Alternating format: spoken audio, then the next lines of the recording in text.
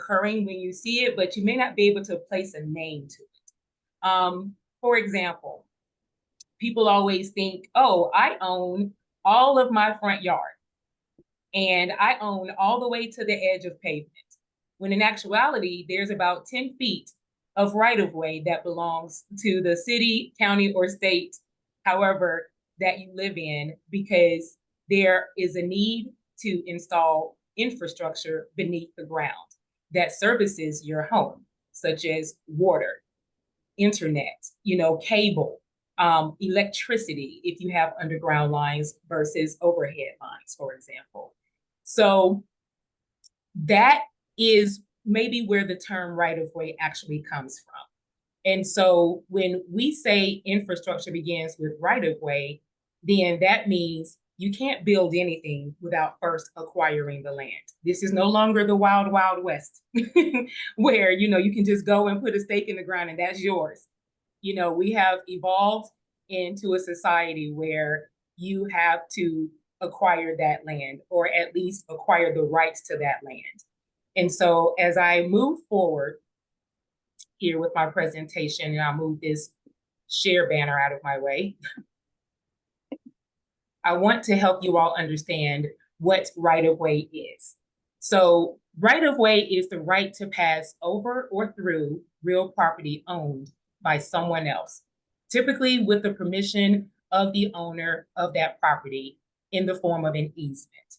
So regardless of the fact that you may or may not own all the way to the edge of pavement, where your property line begins, you have to have given someone permission to be on your property. The right-of-way is already in existence, which is why your actual property line in many cases may begin about 10 feet in from that curb, or what we call the edge of pavement. So right-of-way services ensure the safe and efficient development of infrastructure projects during the planning and execution phase. These services also ensure proper maintenance of assets in the field and protection of property owners' assets, asset owners' rights and interests. So we work to make sure everyone is made whole. And that is something that I'll get into very briefly a little bit later about what my team and I accomplish and what we do in regards to what we called good faith negotiations. So whenever you're working on a project, or you're, listening, to conversations about various projects that might be occurring or coming up, there are a few key words that should make you think about HDR right away, and where to maybe reach out to us and bring us in to assist you with those kinds of services. I place some of those keywords here because, again, it's a constant education for everyone in regards to how right-of-way can impact a project. So for example, we work through all phases of the project cycle, from planning to execution, and we are also construction liaisons as well because of the rapport we have built with those landowners. But we'll get to that a little bit later. So some of these keywords: feasibility study. Is it worth it to actually, complete this project? Cost estimating based on the comps in the area and the impacts to the property. For example, if there are improvements that need to be relocated because the Georgia Department of Transportation needs to come and widen the road, and they're needing to, either obtain an easement along the frontage of your property, or they need to acquire with a fee acquisition and take title to a certain portion of your property.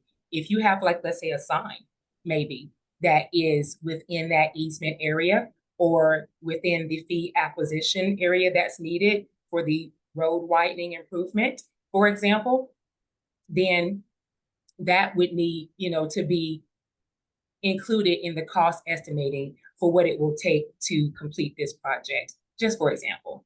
So various right-of-way restrictions: identifying existing utilities, land rights reviews, route planning, parcel data, title, and you all can read all of these for yourself. Won't go through all of them, but of course, if you have questions, I'm more than happy to answer. But we, as right-of-way professionals, can actually help you with any and every aspect of your property. I'm sorry, of your project. And one of the best advices that we can always give is bring us in early. Because when you're working with people, that takes time. So going on to some HDR right-of-way services. With HDR, we are a global company with over 13,000 employees. And with right-of-way, specifically here in the US, we have over 200 employees, 200 professionals within the right-of-way industry. And there are a lot of people that help keep us going. As you can see, we have 40 different technicians and document specialists, and they are literally the backbone of our teams in keeping us, straight, and keeping everything going the way that it should. But as it says here, we have over 200 full-time professional land rights and right-of-way staff nationwide, ready to provide a full suite of services to achieve project milestones. So our right-of-way staff hold requisite real estate licenses and notary commissions, and we also receive ongoing continuing education and are proud members of the International Right-of-Way Association, and I'll get a little bit more into what that is specifically later on in the presentation. So additionally, understanding and obtaining property rights are crucial components, as I've kind of mentioned before, are crucial components of your project. We will partner with you to do it right. Our focus is on quality, efficiency, and the development of positive long-term relationships between our clients and landowners. Because let's face it, this is a small world. You may see more landowners on a different project, and they're going to always remember how you treated them. And so that's always greatly important to us, to be fair and transparent about the process and help educate when necessary or requested. So long-term relationships between our clients and landowners. We act as your advocate while also being sensitive to the particular concerns of the property owners and the occupants. So some of our of HDR's right-of-way services include multiple areas of expertise, tracking and reporting. I will give you all a little bit of information regarding that, and development of project-specific strategies and guidelines, coordination of title, survey and appraisal activities, land rights reviews, access reviews, encroachment mitigation, good faith negotiations, statutory and non-statutory acquisition programs. And just to give you a little bit of insight into what that means is, for example, if you're working with a city, a state, or Georgia Department of Transportation, for example, and they need to improve a particular road, then they have a certain statutory authority, which they are not always wanting to, they want to exhaust all options before that, but that's where the eminent domain procedures will come in if a settlement cannot be reached. However, we also work with people who do not have that authority, such as developers, and they are coming along for various reasons, whether it be a natural gas pipeline, or a residential development where the county is actually mandating that they improve an intersection, for example, then that will be considered the non-statutory that I'm referring to. They do not have that authority. So they may pursue the cooperation of the landowners in slightly different ways.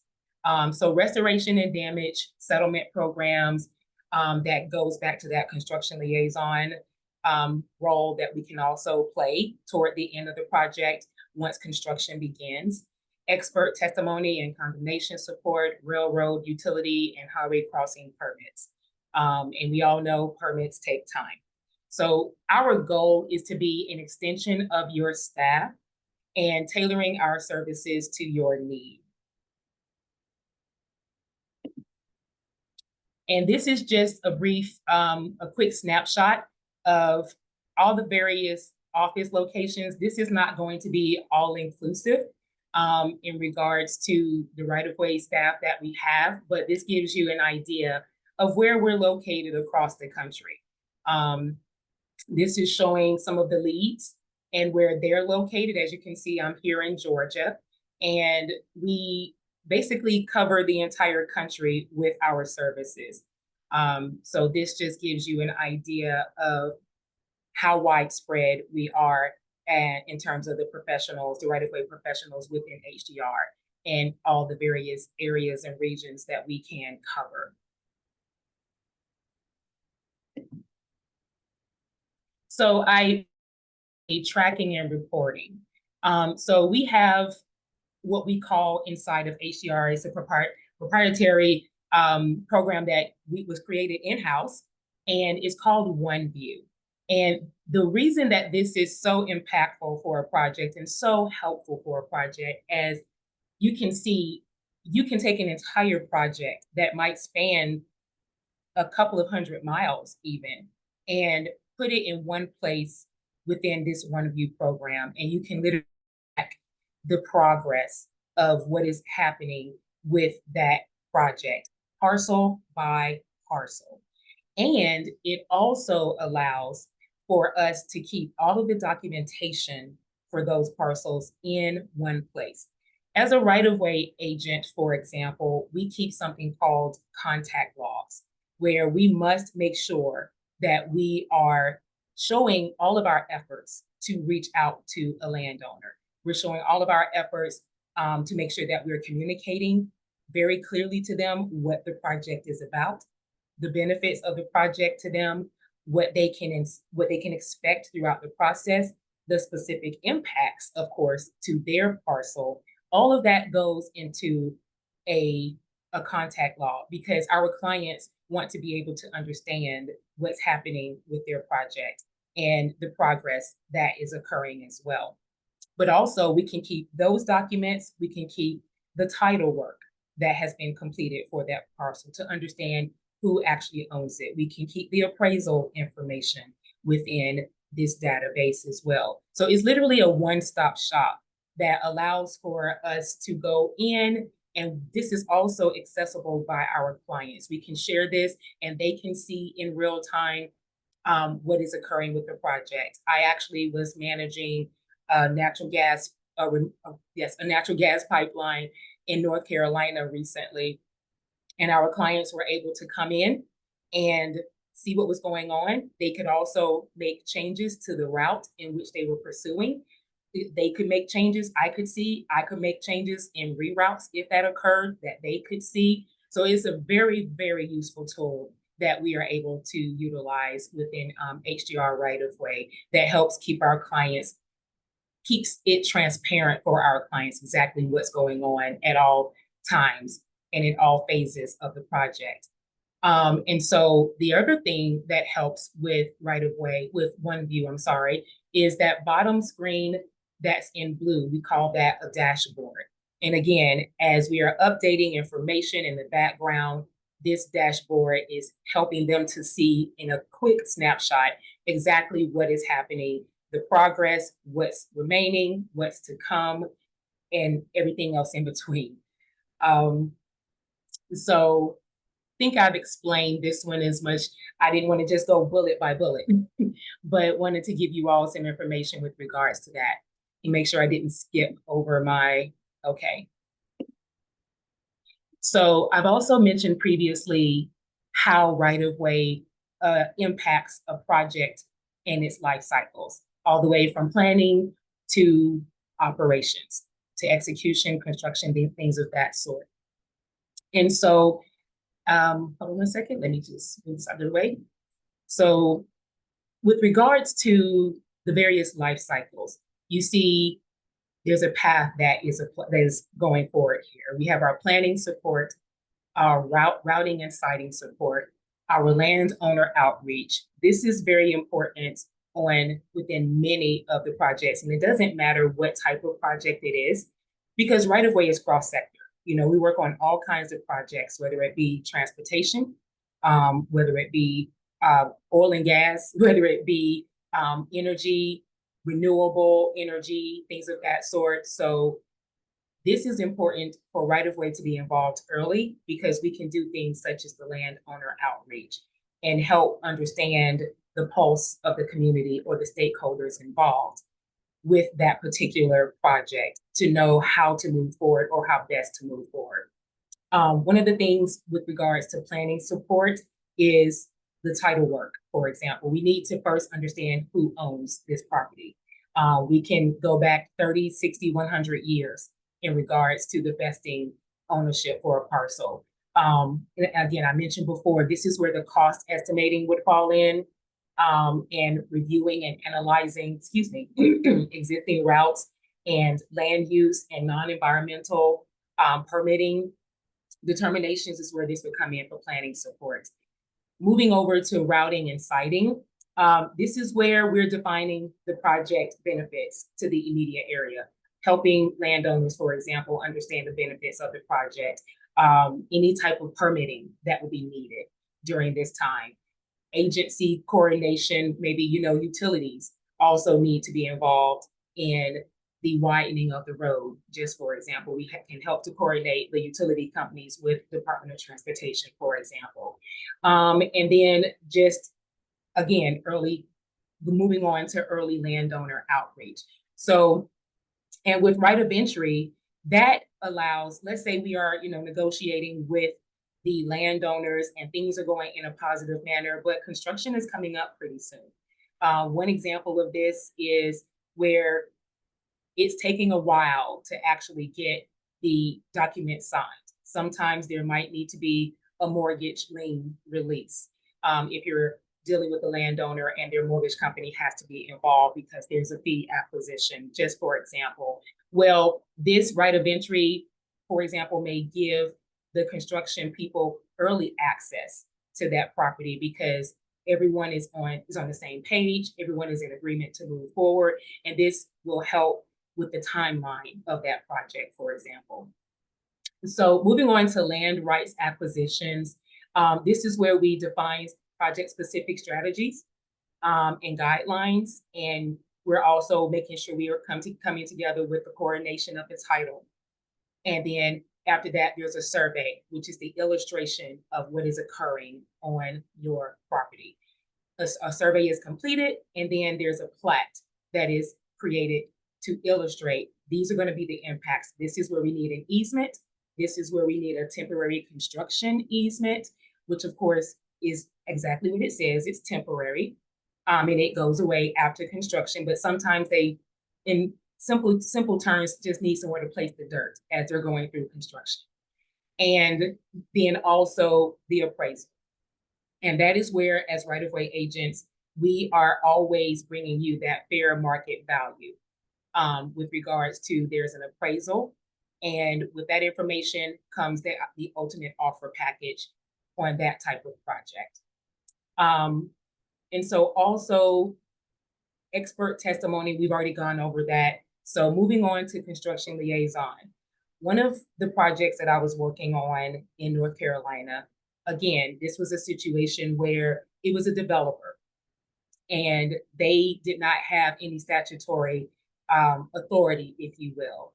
And so they want to come back and utilize us for a client liaison, a construction liaison, because as we are going through that negotiation process, we are building rapport with these landowners. And there's a certain level of trust. And they don't want to break that. And they want to ensure that those landowners are taken care of during the construction process. And if there's any issue, then they have a particular person to reach out to. So restoration and damages. An example of this is a wind turbine project that I've been working on out in Illinois, the state of Illinois. Those wind turbines are many times on people's farms. Well, if there is an upgrade to the blades or there's maintenance that needs to occur, and it happens to be after these farmers have planted their crops that are not harvested until October, then there may be some crop damage and some settlements that need to be, put in place to restore them, make them whole. And so that is also something that I have worked on, and that is something that HDR Right of Way has been very invested in to again, make sure both sides are where they need to be. And then, of course, pushing out the operations, asset management, lease and license renewals, vegetation management, excess property management. We do property management as well.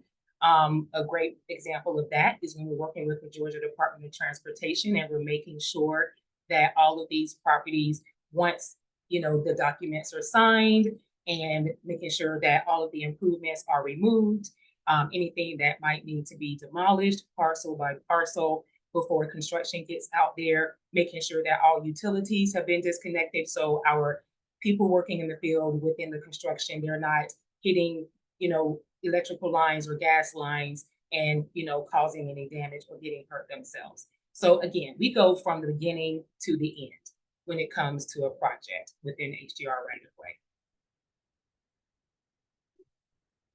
And so this here is literally just a light bulb, if you will, of how all of these various components come together to make right of way work.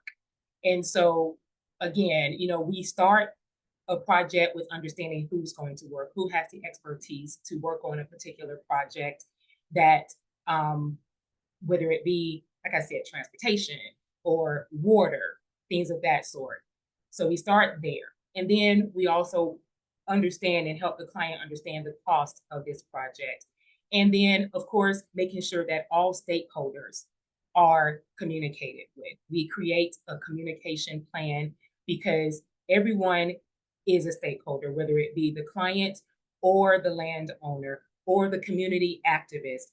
I mean, everyone is a stakeholder, and we want to make sure that everyone is understanding what is happening with this project and have an opportunity even to give information and guidance and suggestions and bring about concerns. So all of that can be taken into account. HDR is a design firm as well. We are literally what I call a one-stop shop for infrastructure. And when we are coming together with our design work, we want to bring in as much information as possible to design those projects the best way possible to actually help that community. So project messaging, I just covered that. The tracking and mapping, the GIS, which is what I was showing you with our HDR OneView portal. And then, of course, the right-of-way procedures and forms, which go back to the background information I was speaking of previously, that feeds our dashboard so that our clients are not bombarded with all of that information. They're able to see with all of the background information that we are uploading exactly where their project is in a nice, easy place with the charts. So the settlement process, again, good faith negotiations. I cannot stress that enough. That is one of the hallmarks of the Right-of-Way Association, is making sure that we are giving fair negotiations to our landowners. Condemnation process, of course, that's going to be on a project by project basis, on an agency by agency basis. There are many times where agencies have that authority, but they just simply don't want to use it, which is also just fine. Data controls, schedule and real estate costs. Data control, don't mean to skip over that one. Let me go back to that. This one is highly important when it comes to the information that we present to landowners and to our clients. Our QA, quality assurance, and QC, quality control procedures are not to be overlooked. And we want to make sure that what we are presenting is going to be the best that it can be, and that we're not putting our clients in a bad position because something was missed or overlooked. Again, we do engineering, we do architecture, we do a lot of design, and then of course we do HDR right of way, which is what all of that begins with. So we want to make sure that we're presenting the best to, before it leaves HDR's walls. And so of course, schedule and real estate costs. This includes appraisals, land rights, acquisition timeline, just again, making sure that you bring right of way in early because we can impact a project. For example, if you have a project with like 200 plus parcels, you're going to need at least 18 months, built into your schedule for your project because you're working with people and that takes time. So I want to also talk to you briefly about the International Right-of-Way Association that was mentioned earlier. So the International Right-of-Way Association, or IRWA, is a global member-led organization established in 1934. IRWA's purpose has always been to improve people's quality of life through infrastructure development. IRWA provides invaluable connections through its network of over 7,500 members across 15 countries. And the association actively promotes career growth through leadership, development, education, and credentialing opportunities. And ultimately, we're recognized as the leading education provider in the industry. IRWA elevates right-of-way professionals to make a powerful difference in their communities. And so this is the accreditation body for the right-of-way, the governing the governing credentialing body for right-of-way agents here in the US and abroad. And so drilling this down to Georgia and Atlanta specifically is the IRWA Georgia chapter. And so we are chapter 22, and we were established here in Atlanta in November of 1955 at Heron's Restaurant in Atlanta. And that theme continues to today. We actually meet typically once a month at some restaurant. And, we have various not elected, we have various officials from this, like, for example, the County of Gwinnett, city officials from DeKalb County, that are part of this. We have also people that are with Georgia Power, because of course they have a right-of-way department as well. Various agencies here have right-of-way departments, and their members or their employees are members of this organization as well as of our chapter. So it's a great way to meet people as well and network. We overall are part of Region 6. So because of where we sit in the US is broken up into various regions. And so we are specifically part of Region 6, and that includes Florida, of course, Georgia, North and South Carolina, Alabama, Mississippi, and Tennessee. So I am the current president-elect, or that's the way we say vice president, and I will become president of this chapter in July. And once I'm done here, I will drop the link for both of these for IRWA and IRWA Georgia into the chat. So I thank you all again for allowing me to share some information with you about right-of-way, what it is, how it can impact a project, and hopefully, understanding more about what right-of-way is. And I'm happy to take any questions whenever you're ready.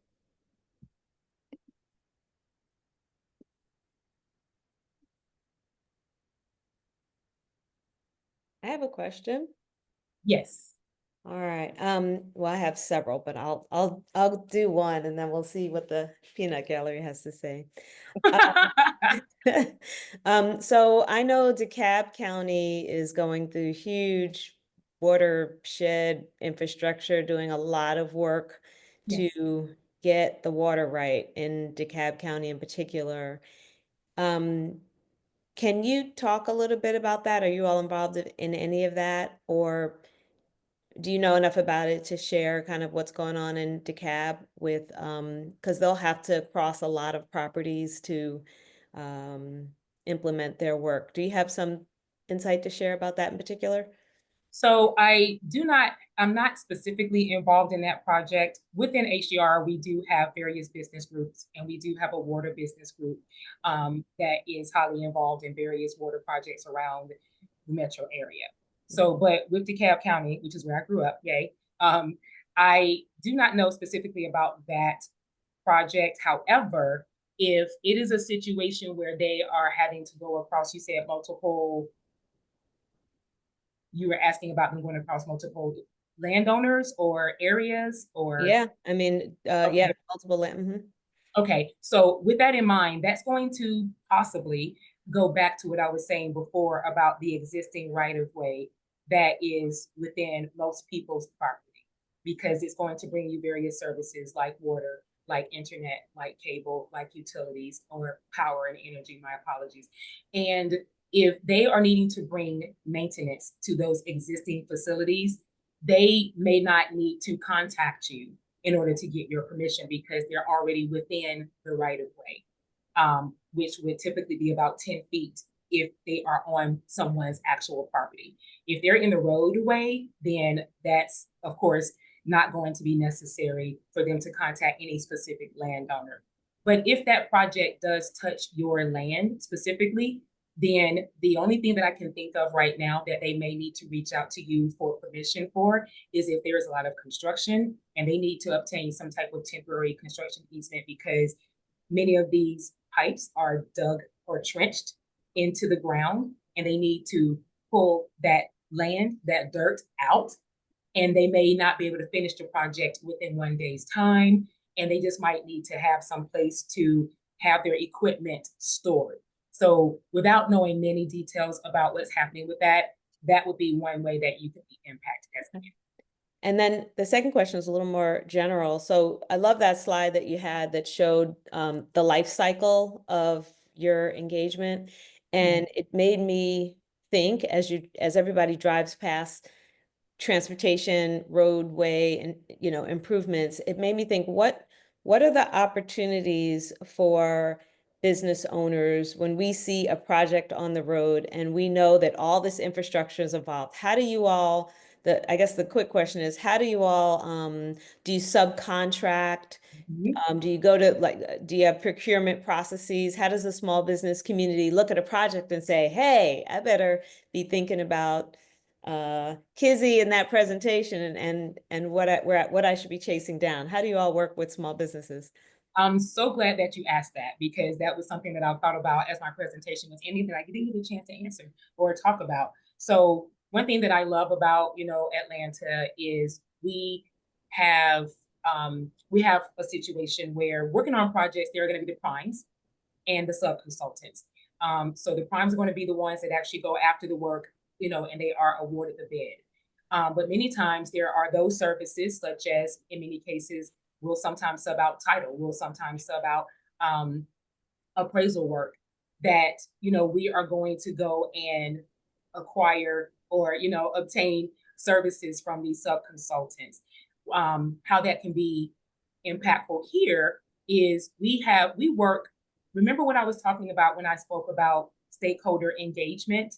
We work with a lot of consulting firms that specialize in, stakeholder engagement, and there are a lot here around the city. We also, for right of way specifically, when we are working on these roadway projects, for example, we may have a situation where the project is impacting a property so much that we have to actually relocate that property owner and their business or their residential home. How that's impactful for other people that we can bring in is, for example, we all have real estate license. We have to have a real estate license in order to work with the Georgia Department of Transportation because we're dealing with the conveyance of rights and as well as fair market value offers. But we are not realtors in that sense. So if we are having to relocate someone, the first thing we do is we go find a realtor that's going to help that business or that residential homeowner find a new place to live. So that's one of the ways that we bring in other services, for example. So if you have a business where you are a realtor or you are a consultant with various services, then that's how we can also bring in your services. And of course, as you all know, being here in Atlanta, there is a strong DBE percentage that is needed in order to go after projects.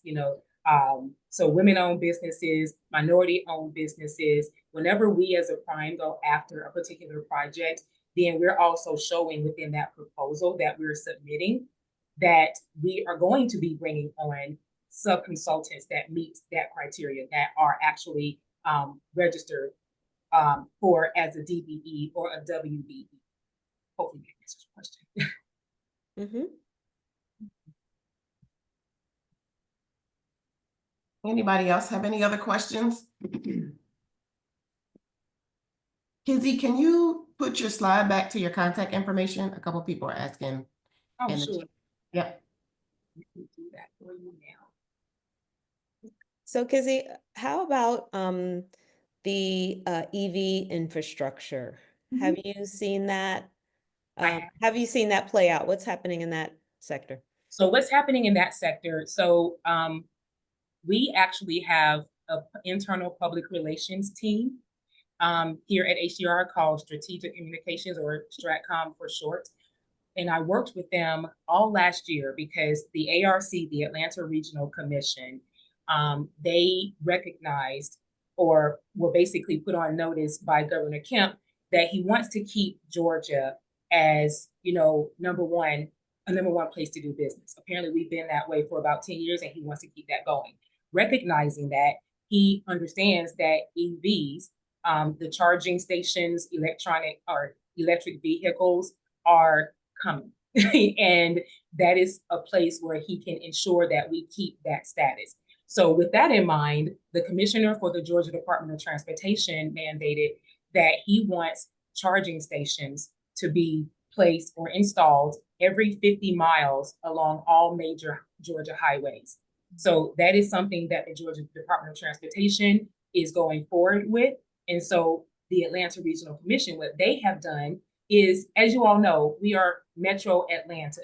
So we are Atlanta made up of different cities, different areas, different towns, and we may not do everything the same way. So what the Atlanta Regional Commission wanted to do is they hired HDR to help them draft a plan, an electric vehicle plan for the region. And it can just be a place where everyone in the region can go to have a base in terms of how this process should be implemented within their own city, within their own town, in terms of where they install the vehicles, what kind of, not vehicles, I'm sorry, the charging stations, the DC fast chargers, where they install them, how they install them. And it's not a mandate, it's just a plan. And it's just a place for them to go and have a baseline for how they implement it in their own space. So that is pretty much what's happening. And we were able to complete that plan for them at the end of last year for the Atlanta Regional Commission.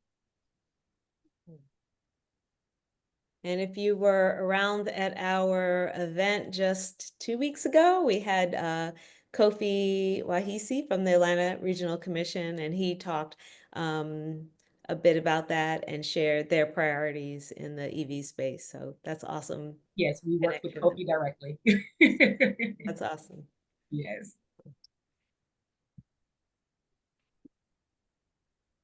Can I help anyone with any other questions? I have one more. Okay.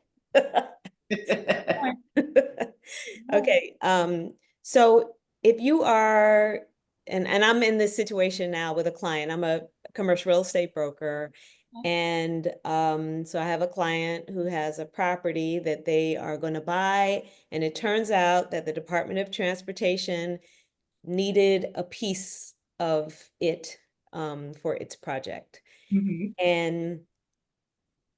And I assume that Department of Transportation has, what did you call it, statutory? Yes, eminent domain authority. Right. So it is, I would guess it is impractical to not negotiate. Like, there's no sense in not negotiating. You simply have to. Yes, please.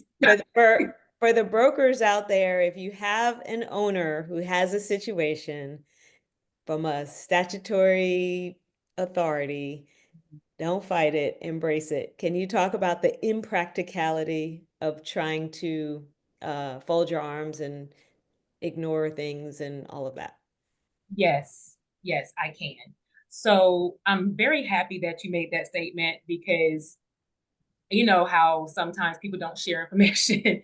But yes, you as the property owner have all rights to negotiate. I'm happy that your client has you, because just for example, you have access to MLS, right?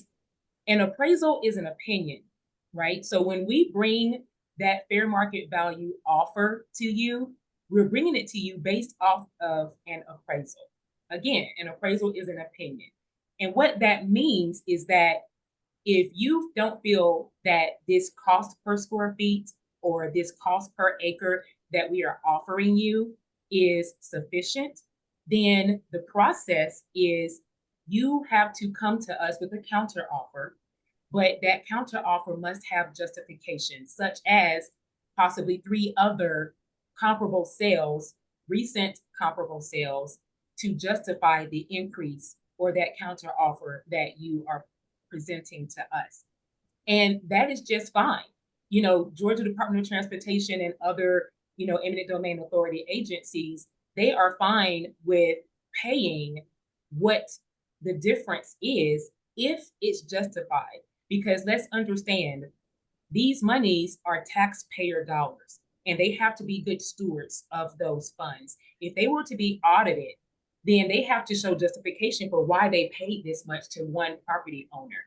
And if you're presenting your justification, which are those 3 comparable sales, just for example, to justify, no, I don't think it should be 100,000. I think it should be 150,000 or 200,000, just throwing numbers out there, then that goes into their records and they can justify spending these taxpayer dollars.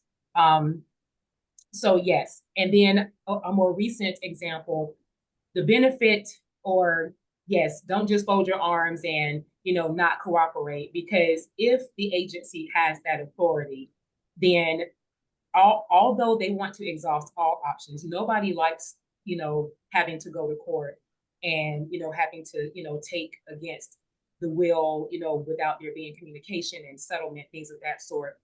But if they have that authority and if this project is slated to move forward, ultimately that is where it would go. So it is in your best interest to go ahead and roll up your sleeves and, you know, communicate and do your own homework to get your own comps. And if you have a realtor with access to MLS, just for example, great. You know, it make your job a little bit easier, but you have that right. And I always encourage it. Especially if I'm speaking to people, you know, just in casual conversation. I'm like, if you ever see anyone like me or my team coming your way, negotiate, please. Because we're working for GDOT. We're not working for you. And we want to make sure that we're transparent with the process, and we want to educate you, you know, as much as possible. But ultimately we work for GDOT. So we can't sit here and give you all kinds of advice, is what that basically boils down to. I had a situation literally out in Douglas County a few nights ago where I'm working with a developer and there's an intersection improvement happening. And the couple asked me, so what happens if I don't want to sign? And I said, I'm so glad you asked. There's a lot of development, as what was mentioned previously, happening by Beverly, happening in Douglas County. You know, I'm from Atlanta and I have told people over and over, watch Douglas County. It's probably one of the last frontiers for affordable housing in Atlanta. It's going to be growing, and it is growing. And so this intersection, this developer is being mandated to improve this intersection because of the residential development that they are building a little bit down the road. Well, there's already a lot of congestion and cars and traffic, and people can't, you know, get out onto the main road easily. And so Douglas County has mandated this developer to improve this intersection. So right now I'm coming to you through a developer that does not have any eminent domain authority. And when he asked that question, I said, not only are we giving you fair market value, we're also giving you an incentive, a financial incentive to sign. Now, if you don't sign, or if this project doesn't happen, this is actually the second time that Douglas County has worked to improve this intersection. If they come through a third time and it will only be them and not us, they're going to only give you fair market value. And then if you don't sign, they're going to take you to court.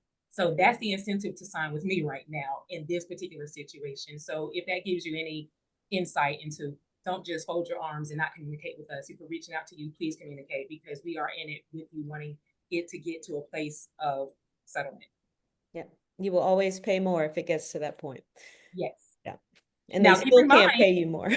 Yes. Now, keep in mind, even though you go through condemnation process, you still get the fair market value. That's right. That's what I'm saying. You're going to pay to only get what you got in the first place. We have one more question. It looks like Yvonne, and then we're going to wrap up. It's 11:55. Thank you, Kizzy. Yvonne, what you got? Hi, Kenzie. Again, my name Hello. is Yvonne, and I am a member. And I just want to thank you. It's great to see you because my first career, I was a CAD designer.